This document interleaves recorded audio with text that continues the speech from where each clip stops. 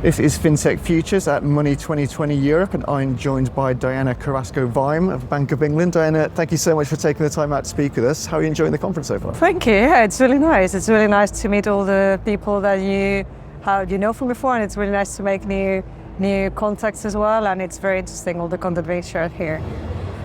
Well, like I said, great to speak with you today. Just to get started, we'd like to quickly let us know a bit more about yourself and your role at Bank of England. Well, I am the head of the Digital Pound project at the Bank of England. I joined about 18 or 19 months ago, specifically for this project and to lead on the retail payments innovation work that the Bank of England's doing. I'm coming from the private industry, so I am a bit of a rarity in the Bank of England, although a lot of the team are actually joining from the industry as well. And yeah, very excited with the opportunity. I'm very humbled to having been appointed into this position. It's really interesting one.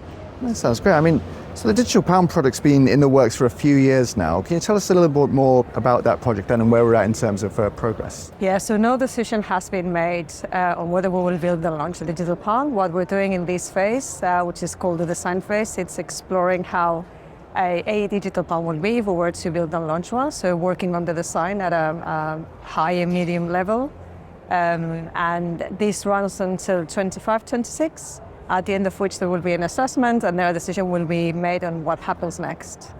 Sounds great. I mean, we'll get to that in a little bit. But I mean, looking at CBDCs in general then, I mean, it's previously been mentioned that they might be a solution in search of a problem. What would you say the key benefits of CBDCs and what would you say would be the key use case, I guess, for a digital pound?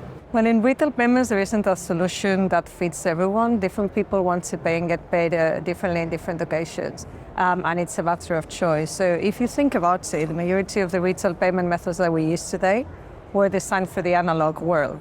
They have evolved into a more digital world, better or worse. So for example, if you think of cards, they have done a good job in evolving into being usable in the digital world. You can do lending now digitally. Checks, you can issue and deposit checks online with your banking app with most of the banks. The only form of money that you cannot use digitally, it's central bank money. So you cannot scan or copy a banknote. Please don't try. It doesn't work. So it is about the exercise we're doing now. It is about thinking whether in that more digitized economy that we're living into, will we need or will it be useful, will it be useful to have central bank money?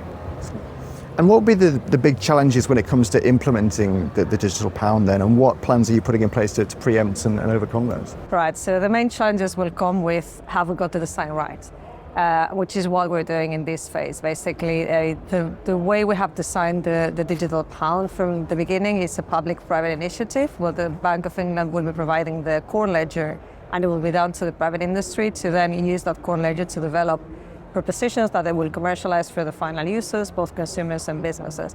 So therefore there has to be a design that works for all those different use cases and for the needs of all those final users, and at the same time meeting central bank needs and central bank policy requirements. Which is why we're working with the industry now, both with industry engagement, with testing in the lab, with experiments, into getting that design that we're doing now at the design phase right. So if we were to build one, it will be fit for implementation.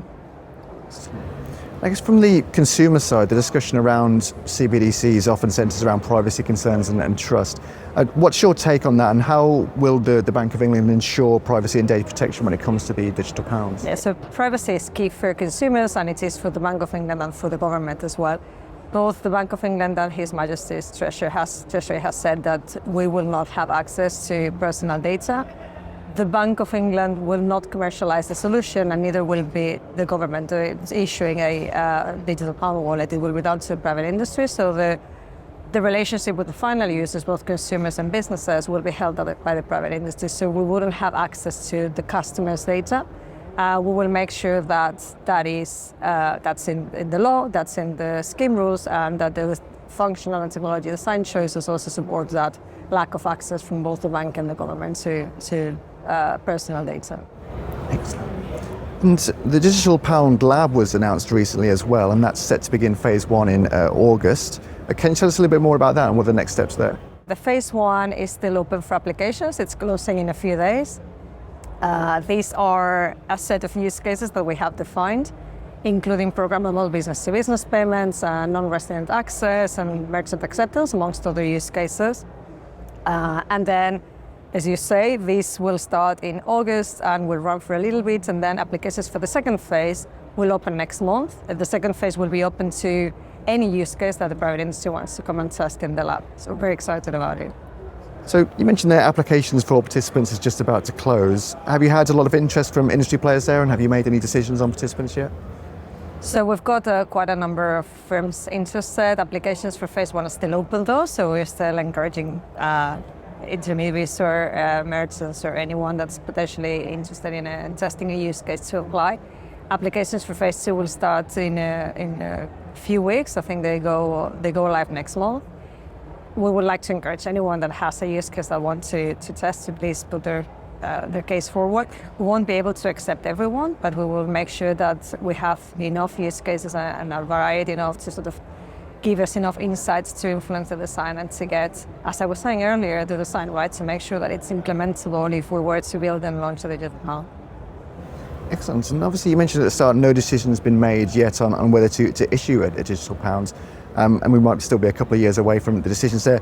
If the decision is a no on a potential launch, I mean, would the project be paused, or would you continue testing and waiting until new kind of use cases arise for that? Or what would be the next steps? So the decision at the end of this phase, it's not meant to be a binary yes or no. It's meant to be about what happens next and what's the next step forward and what's the right timing for it. So all the learnings that we're gathering in this phase, they have spillover benefits for the industry, for the bank, and for the broader ecosystem, and they will go beyond this phase anyway. But yeah, it's not intended to be a yes or no. So it's about the what's next. Excellent. Sounds great. Well, you'll have to keep us posted as you go along. But thank you again, Diana, for taking the time out to speak to us today. It's been a pleasure. Thanks.